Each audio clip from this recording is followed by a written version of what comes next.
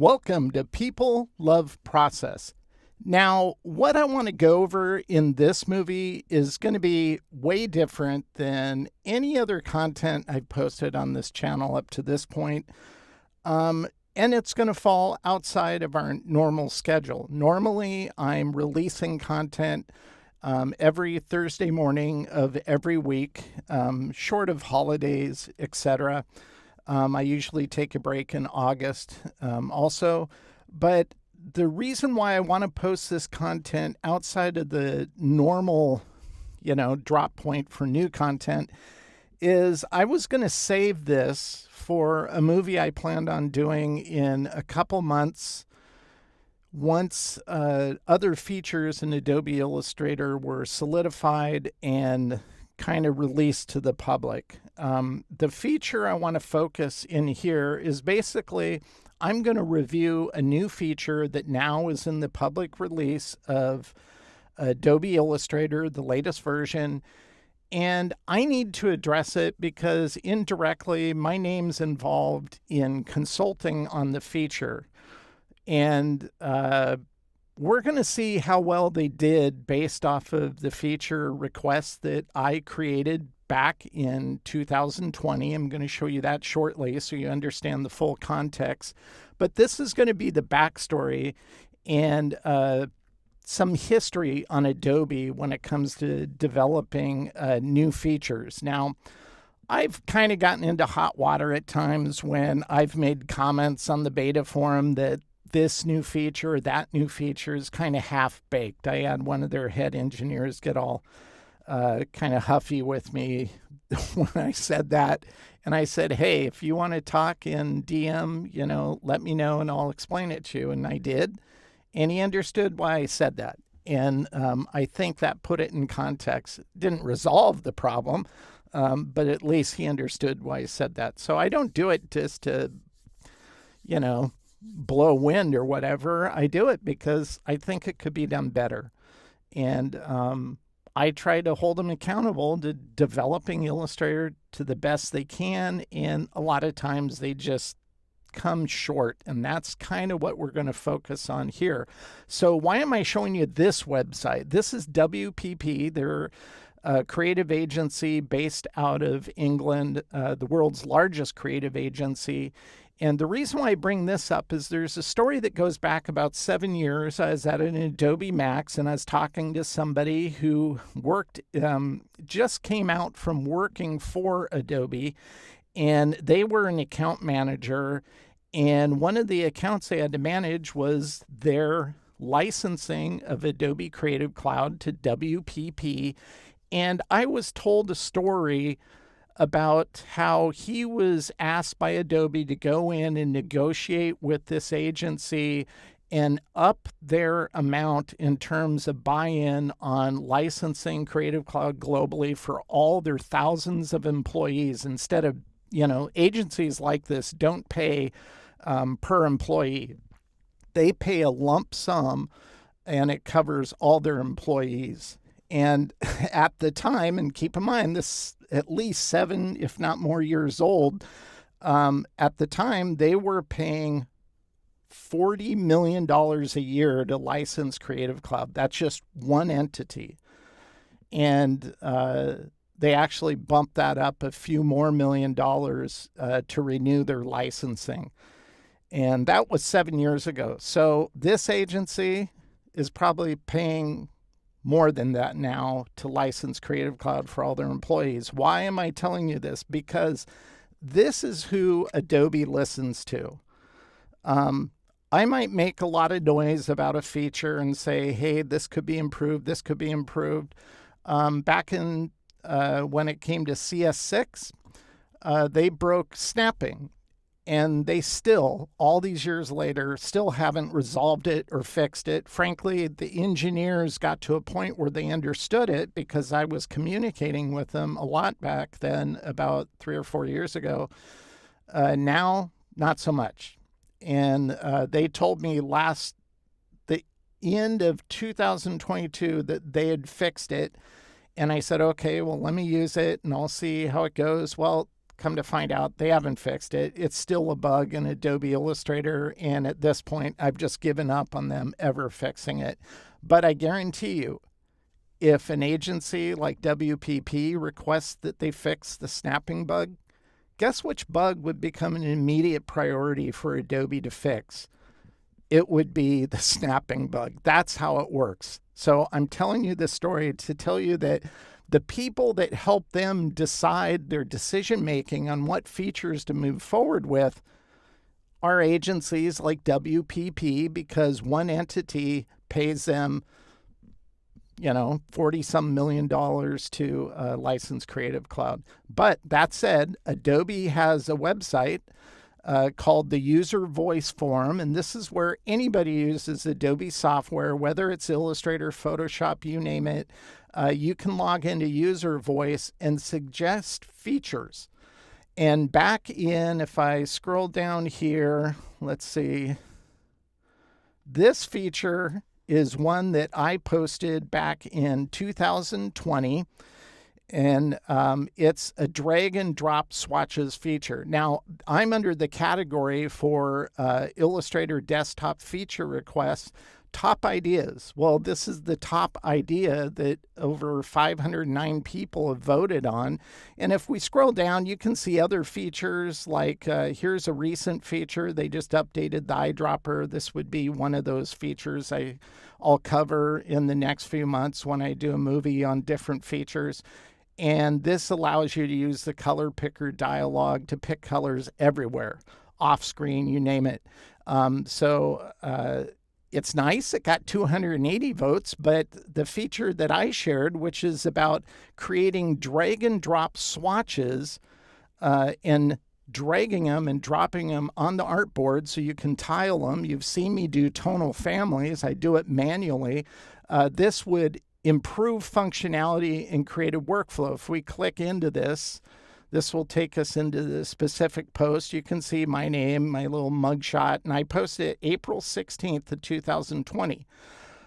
Well, back in September of 2024, 4 years, a little more than 4 years after the fact, one of the head engineers posted that they're excited that this feature is now available in the beta release, not public, beta, it's now public. And they don't pay their beta testers, so I'm not going to spend time beta testing. I said, well, once it comes out in the regular release, I'll check it out. And I finally got around to that about a month ago. And I'm trying to find it, and I'm going, well, where is this feature?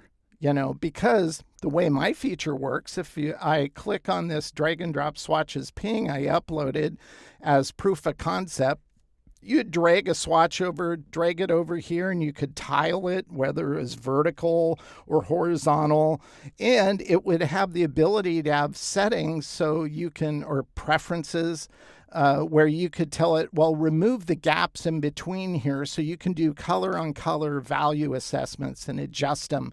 And these that you drag to your desktop would work like regular swatches. So if you have an object, you could select your object and you could just click one of these swatches on the desktop and it would act as if you're clicking the swatch in the swatches panel. And I just thought this would improve workflow. I would probably use the horizontal tiling because I think it just works great to have that. And anybody could do tonal families. Well, all the votes that this feature request got was over 500, which is way more than what most of their feature votes get. And if you read through all the comments, is really positive. People are going, this is an awesome idea. I'd love to use this. This would work great to manage brands. And just think about saving those in context of a workspace. So you open up a certain workspace and you have those tiled based off of brand colors for an existing client, etc. That was my thinking. I consulted with Adobe. They called me around June of last year, 2024, And I had a conversation with him. It lasted almost 3 hours, and I was explaining, and this in the wee hours because the meeting started around midnight and didn't end until 2 something in the morning, my time. And I thought they had a firm grasp of what they were going to do. And then about a month or so later, no, it was either October or November. I think it was October. They said, hey, we want to have another meeting with you. I go, great. They sent me the invite. I logged in when it was supposed to happen and nobody showed up. And then I followed up with emails saying, hey, if you guys need to reschedule, just let me know. I'll make myself available. And it was just like no communication. And I'm going, okay, that's a little weird. But whatever, they have their own schedule. And so I didn't worry about it. I figured they'd just contact me again when they're ready.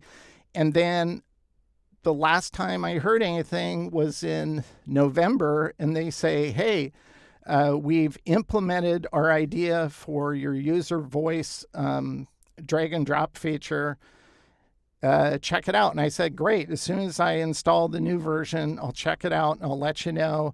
And then by the time I got around to that, which was not too far back, because I'm not an immediate updater to the new operating system, especially, or the new software version, that is, because if I'm in the middle of a huge project, the last thing I want to do is get a creative hiccup because the new version gets buggy or whatever, or it corrupts an old file, you name it. I don't want that. So I wait until I have a nice period of time that I can install it, test it, make sure it's going to work before I uninstall my old version. Well, I finally got around to doing that, and I wasn't finding it. I was grabbing a swatch and trying to drag it to the desktop, and it wouldn't work.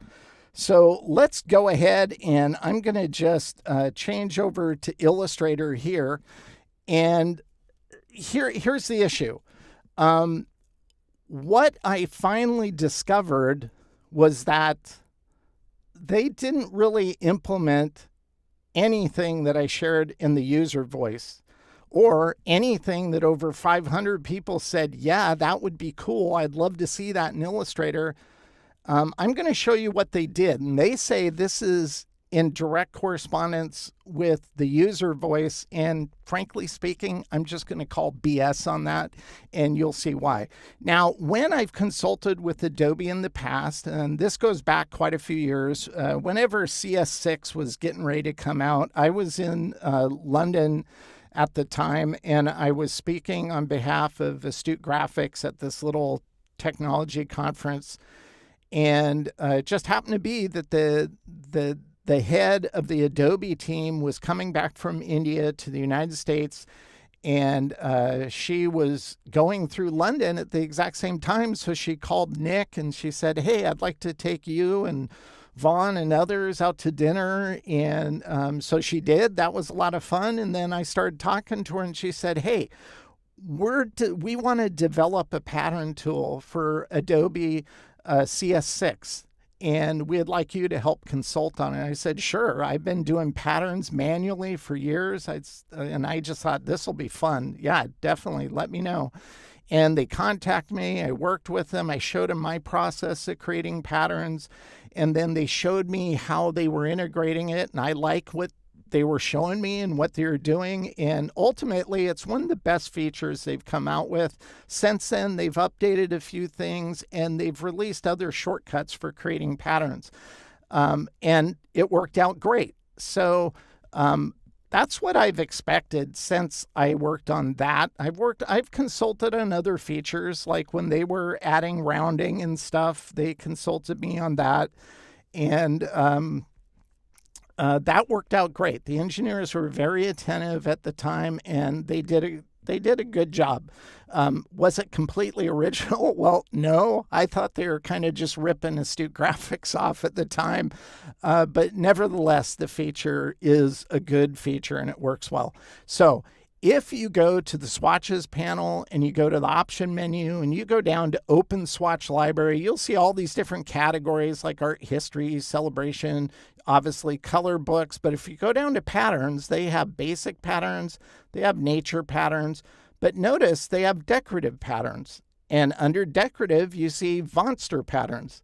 These are patterns that I created with them. Not only did I consult with them, I created a set of patterns that come preloaded with Adobe Illustrator. So if you click on this, you'll see them show up here in their own palette, and then you can drag and drop them and move them over into your swatches panel, etc. So if we go down to here and I select this, we'll just fill it with this one. We'll go here, maybe we do that, and we'll do this one.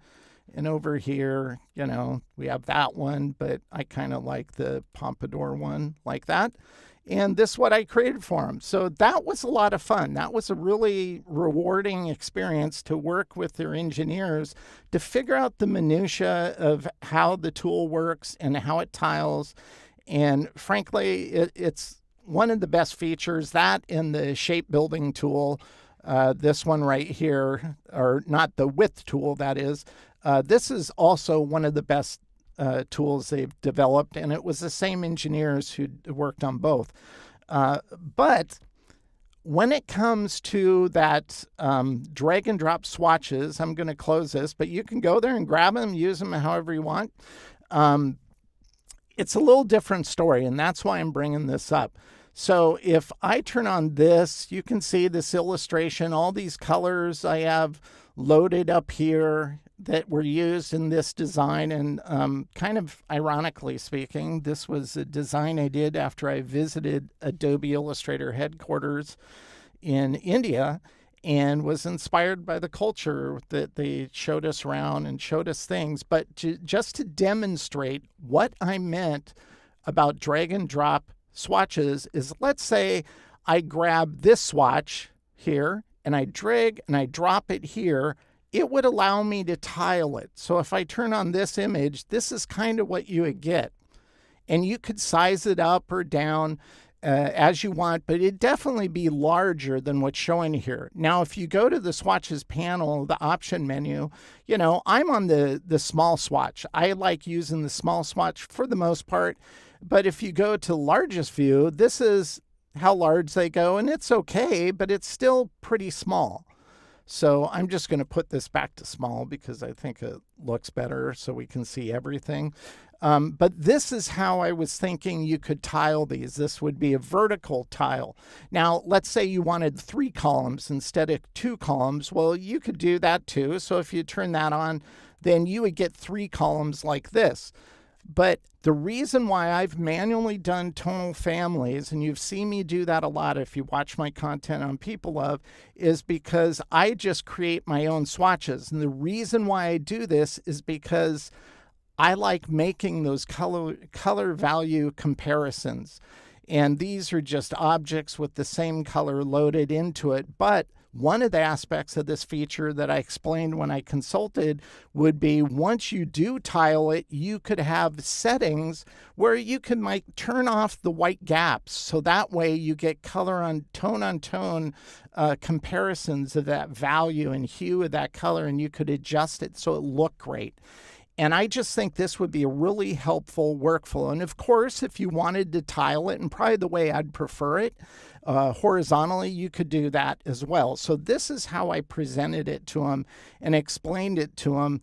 But now what I want to do is I want to show you what they implemented, and then you can draw your own conclusions if it's, I don't know how to put it, honest to what the user voice post was all about, which is drag and drop swatches to the artboard, which this kind of showcased. Well, let me show you what they came up with. So if we start with this artwork, this is just a brand mark design from a while ago.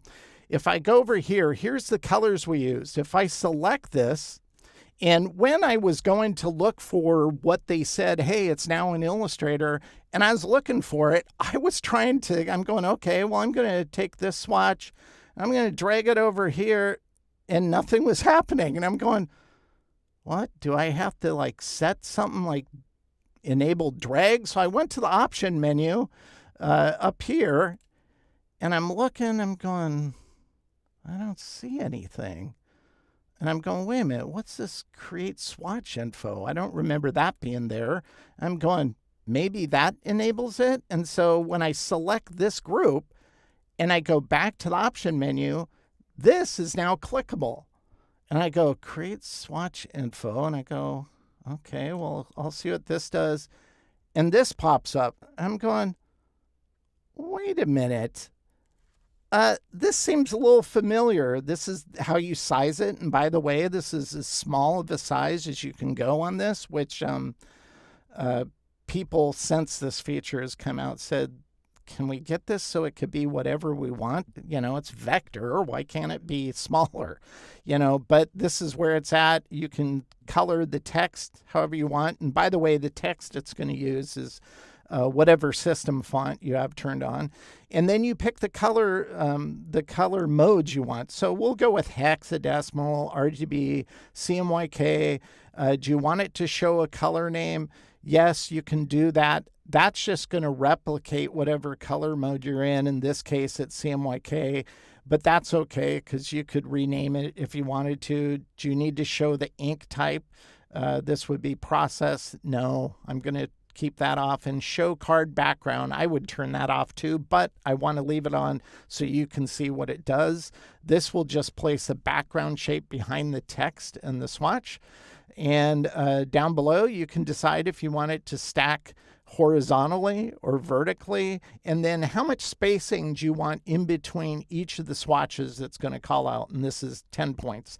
And this is what it does. Let's go ahead and just create it based off of, once again, this tonal family, color family folder. And if I go create, it's going to create this. If I bring it up here, let's go ahead and center it. Notice it's created a new layer, Swatch Info layer. So it puts it on its own layer, but you can see the CMYK is redundant here. So this is a system font. So if you click into it, you could select this and you could rename this whatever you want, purple color, whatever. And then it puts this little outline. This outline I don't like. This is, I'd go in, I'd delete these. But this is what you get. Notice it puts this white background behind everything. That's what the card color is. So I guess they're kind of thinking of like the Pantone swatch where it's like the little chips you can rip out of the book. Maybe, I don't know. But is this okay? Yeah, it's okay. But it's nothing that the user voice feature request was all about. I mean, like literally nothing. This isn't what I requested. I requested just being able to take a swatch, drag it out, and drop it on the artboard, and then be able to size it dynamically to whatever I want and tile them. That's what I wanted. And I wanted them to act like a real swatch. This is just a vector shape. This is basically a little automation of my manually built tonal family, but I don't really need text. And so is this new? Well, it's new in the sense that in the prior version, this feature didn't exist, and now in this version, it does. So in that context, yes. In that literal context, it's new. Is it innovative? No, it's not innovative. I find this very derivative, and that's the part that kind of ticks me off, is because other people have been doing this for literally at least the past 5 or 6 years.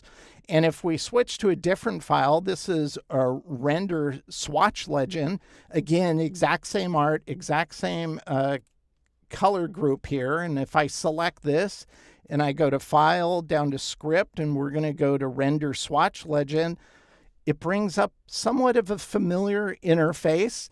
Is this UI, user interface, that is design, is polished as what Adobe's was? No, I don't think so. But if we select Hex, RGB, CMYK, and then down here it says separator. I didn't even know what that meant until I hovered over it long enough and go, oh, okay. It's going to put something, it tells you what it is. Yeah, I don't want that. Or if I go to this one, split components, you know, how this type doesn't even align with the checkbox. So it's kind of a sloppy user interface. And I go, what's this? Yeah, I don't want that either. And 10 is actually the size of the text, but they don't even have like it should say text size. So is the user interface that great? No. But we'll just leave it at 10. And if I click OK, I actually like how it renders everything better than Adobe's. Why? It looks a little more, for lack of a better term, designery, meaning it puts the system font on top of the color callout, on top of the color swatch of sorts. And I like that. If it's a dark color, it's white. And it's smart enough to know if it's on a certain light color background, then it's black. And of course, this replicated that name as well, but this is where I would just go in, maybe rename this Royal Purple like that.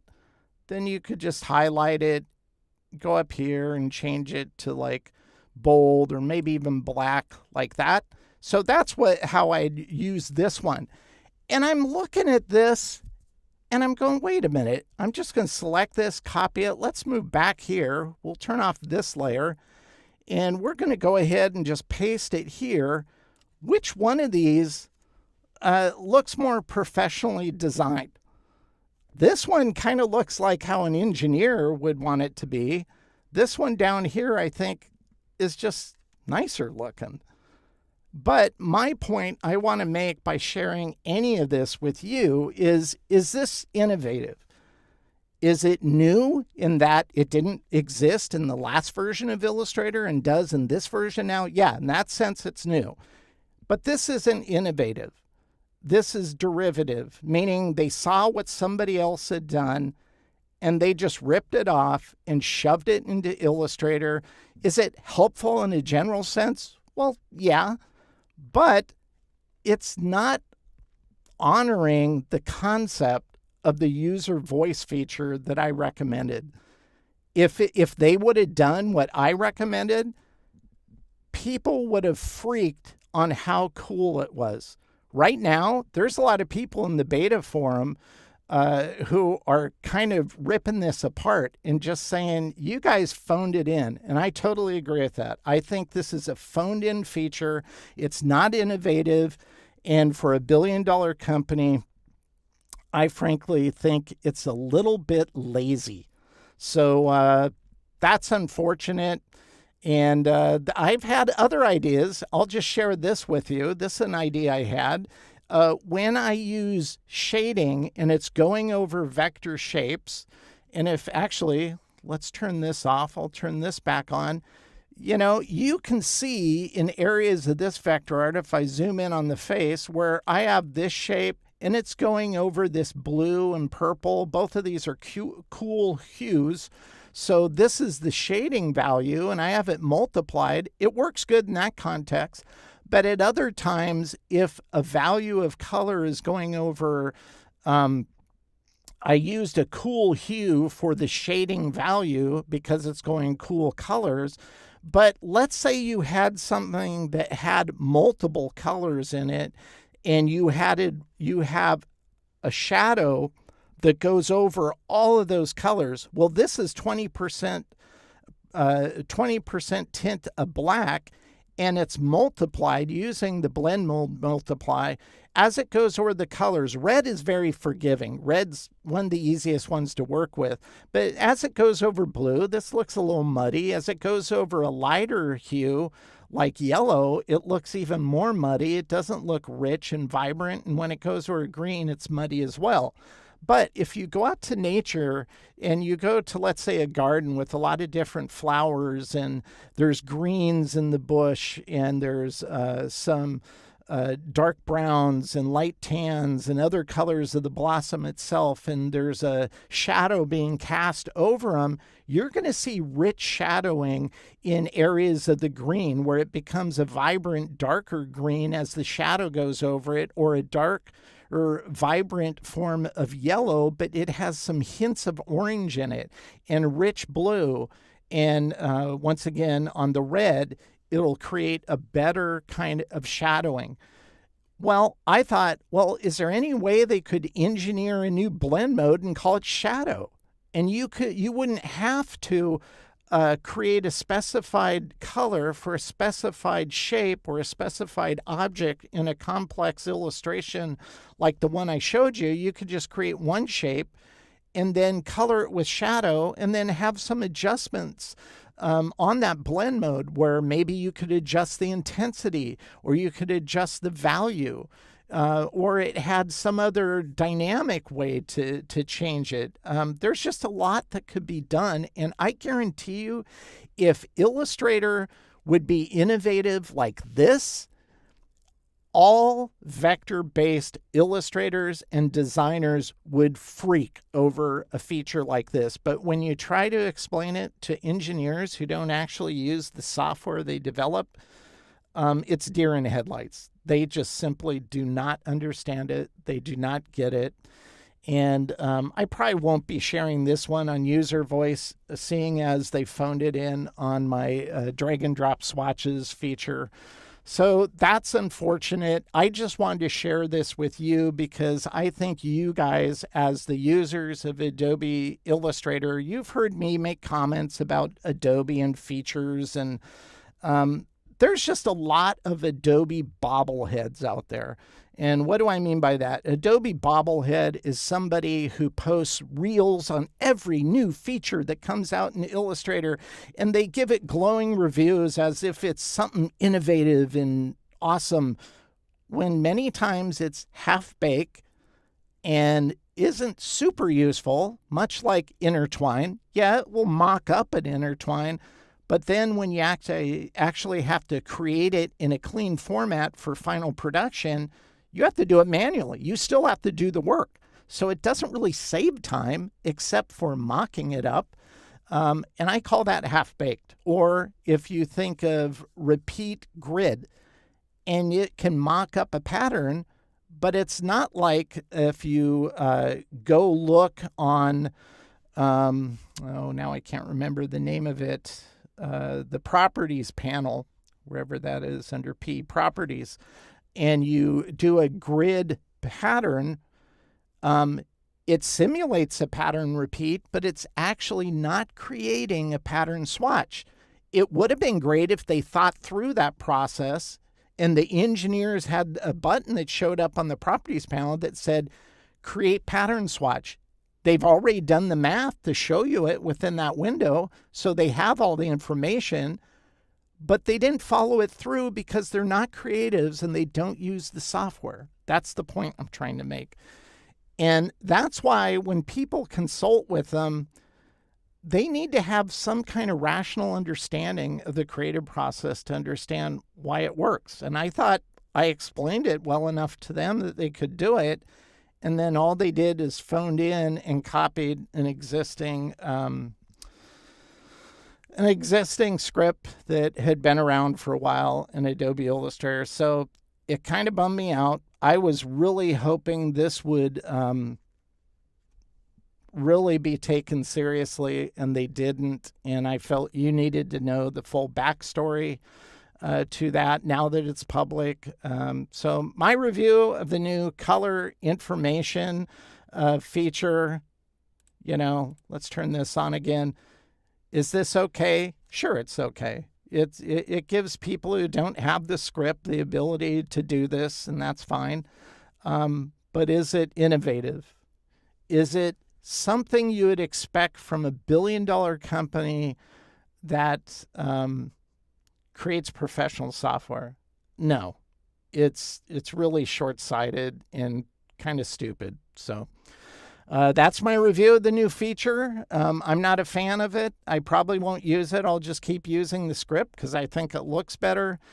And I hope you found this information helpful. And I won't be doing this a whole lot, so this is a unique movie, but I just felt it is important to say that. And I thank you for watching, and I hope you got something for it. If you want access to this script, just download the exercise file, and I include it in the exercise file for this movie. Until next time, thank you for watching People of Process. I hope this information kind of gives you a better understanding of who Adobe is and how they develop their software.